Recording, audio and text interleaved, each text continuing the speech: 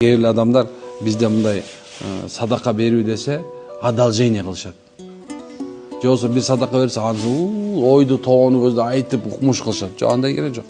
Бир бар садака жария бар, бир садака бар купуя бар.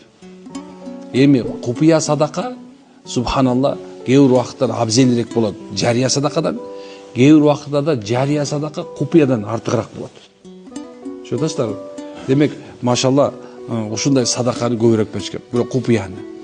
Бир колуң берген садаканы экинчи колуң көрбөсүн дейт пайгамбарыбыз. Дагы бир жерде болсо садаканы дейт, садаканы ушундай кылып берле дейт да, караңгы түндө көрбөй калсын дейт. Садаканы караңгы түндө көрбөй калсын дейт. Көрүп атасызбы? Эми алында түшүнөт экен, эгерде садака балаң кантип куткарат десе, мисалы алса, кетип барат бул машина сүзүп алмаксың. Бирок сен садака бергенсиң, дөңгөлөк эле жарылып калды. Эми сен субхан кетип барат, киши сүзүп алмаксың.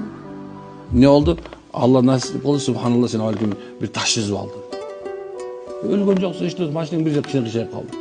Демек ушинтип эмне экен? Алла таала чоң боло турган нерсени баланын себеби, садаканын себебинен баланы алыстатып коет экен. Айтып атамын, мисалы, садаканы жария берүү. Бул садакаты жария. Буну салды.